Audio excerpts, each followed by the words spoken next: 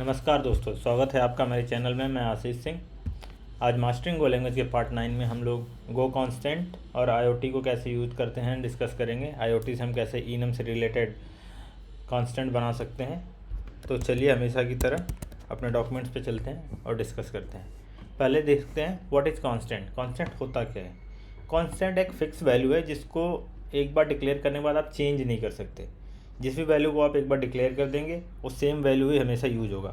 तो वैसे वैल्यू जब हम डिक्लेयर करते हैं तो उसको हम कांस्टेंट बोलते हैं। गो में कांस्टेंट डिक्लेयर करने के लिए यूज होता है कीवर्ड कॉन्स, CONS, उसके बाद कीवर्ड का नाम और उसके बाद उसकी जो भी वैल्यू होती है।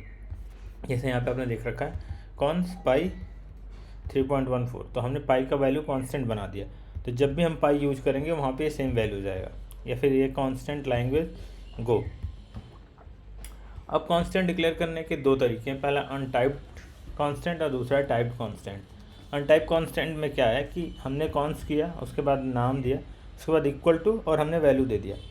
अब वैल्यू का जो भी कॉन्टेक्स्ट होगा उसके हिसाब से एक्स का टाइप डिफाइंड हो जाएगा।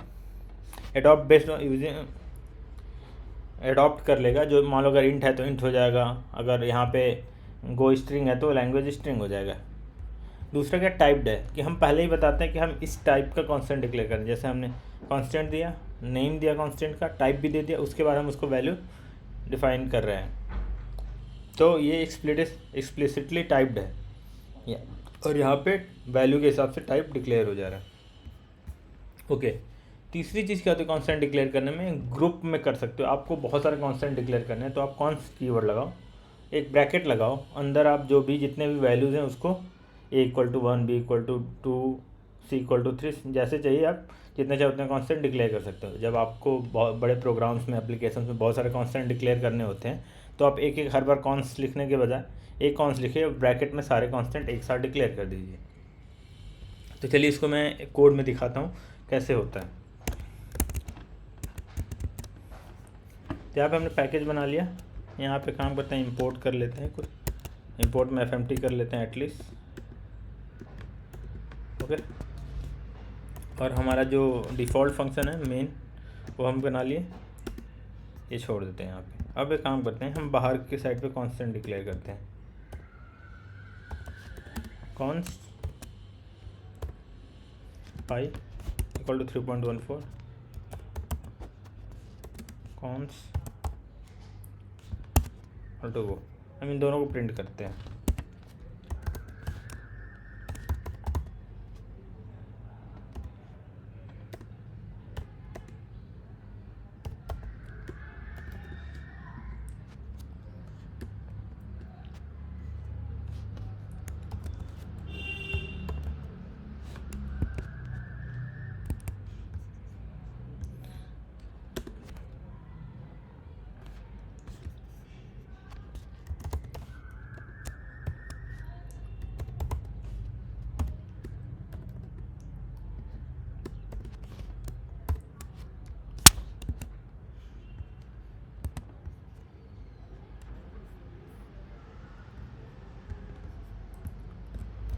तो यहाँ पे हमने क्या किया, दोनों के टाइप प्रिंट कर रहे हैं और दोनों की वैल्यूज प्रिंट कर रहे हैं और देखते हैं क्या होता है।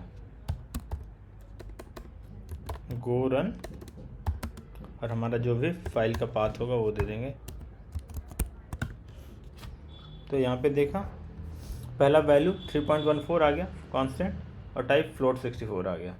इसका क्या आया, स्ट्रिंग आया और वैल्यू गो आ गया। अब तीसरी चीज़, हम इसको ऐसे भी कर सकते हैं, कांस्टेंट लेट से x, हमने इसको इंट बोल दिया n = 10 कर दिया। तो अभी अगर हम इसको प्रिंट करते हैं तो क्या होगा, यहाँ पे x डाल देते हैं और यहाँ पे भी x। तो अभी हमने टाइप एक्सप्लिसिटली बता दिया तो ये एक्सप्लिसिटली इंट होगा। यहाँ पे टाइप हमारा x का क्या आया, इंट, सॉरी मुझे यहाँ पे x लिखना चाहिए था। तो हमारे पास x की वैल्यू इंट 10 आ गई और वैल्यू 10 आ गई और टाइप इंट आ गया। अब आते हैं बाकी चीज़ों पे। अब आते हैं व्हाट इज़ आईओटिया। ये एक स्पेशल फंक्शन है जो कि जब हमें बहुत सारे कांस्टेंट डिक्लेयर करते हैं और वो एक रिलेटेबल कांस्टेंट होते हैं, तो वो हम उसमें आयोटिया यूज़ कर सकते हैं। इसके लिए ये स्टार्ट हमेशा 0 से होता है और इंक्रीमेंटल एक एक करके बढ़ता रहता है। तो अगर हमें जैसे ये कांस्टेंट डिक्लेयर करना हो तो क्या होगा, यहाँ पे गए हम, ये कर दिया। अब हम काम करते हैं,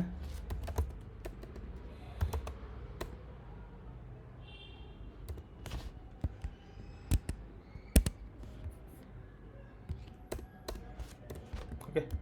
अभी हम इसको अगर रन करेंगे तो क्या आएगा, 0 1 2 आएगा। ठीक है, 0 1 2 आएगा।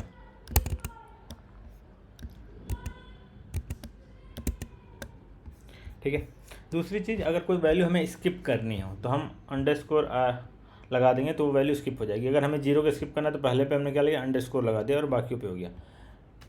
तो ये अगर हमें जैसे KB MB GB अगर डिक्लेयर करना हो तो हम वैसे भी डिक्लेयर कर सकते हैं, और हम यहाँ पे चाहें तो उसको प्रिंट भी कर सकते हैं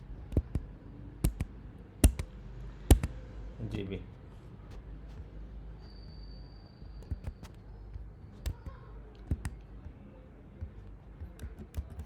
यानी वैल्यू भी प्रिंट करा दिया कि उसके बाद वैल्यू क्या आता है।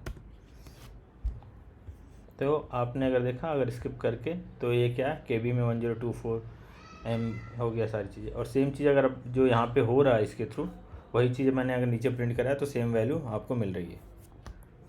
तो आपको समझ में आएगा, स्किप करना तो अंडरस्कोर, और ये ऐसे भी हो जाएगा तो 0 हुआ, फिर यहाँ पे 1 हुआ तो 10 time left shift, 20 time left shift, क्योंकि नेक्स्ट टाइम 2 हो जाएगा था। अगर आपको बीच में कुछ स्किप करना हो, मान लीजिए अगर यहाँ पे स्किप करना हो तो यहाँ पे फिर से एक अंडरस्कोर लगा दीजिए तो एक और स्किप हो जाएगा। अंडरस्टैंड। स्पेस को स्किप कर देता है। अगर आप यहाँ पे कोई कमेंट लिखते हैं तो ये भी स्किप हो जाता है। तो अगर आपने किया तो इससे कोई फ़र्क नहीं पड़ेगा, कमेंट स्किप हो जाता है। एक्स्ट्रा लाइन बीच में डाल दिया आपने, एक स्पेस एक्स्ट्रा डाल दिया, उससे कोई डिफरेंट नहीं आएगा। पर हाँ, अगर आपको स्किप करना है तो अंडरस्कोर डालना होगा। Okay, understand. तीसरा चीज़, वही सेम चीज़ है, बिट फ्लैग आपको कहीं करना हो डिफाइन तो कर सकते हैं। जैसे रीड किया 1 तो 1, राइट के लिए 2, आप जैसे परमिशंस के लिए यूज कर सकते हैं, फीचर फ्लैग, ये सब के लिए ऐसे कांस्टेंट बना सकते हैं। हाँ, दूसरी चीज़, अगर एक के बाद दूसरा कांस्टेंट में IoT करोगे तो फ्रेश स्टार्ट होता है। जैसे यहाँ भी अगर देखा जाए तो हमने यहाँ भी स्टार्ट किया, पर यहाँ पे फ्रेश 0 से स्टार्ट है। फिर यहाँ पे जब हमने किया तो यहाँ फ्रेश 0 से स्टार्ट होगा। ये नहीं कि लास्ट वन IoT का, तो एक ब्लॉक में एक IoT काम करेगा, नेक्स्ट ब्लॉक में फिर रीसेट हो जाएगा, स्टार्ट 0 से होगा। अंडरस्टैंड। तो आज के लिए इतना ही। आई थिंक होप आपको कुछ नया सीखने को मिला होगा। अगर आपको वीडियो अच्छा लगा तो लाइक करिए, शेयर करिए और चैनल को सब्सक्राइब करिए। Thank you, have a nice day.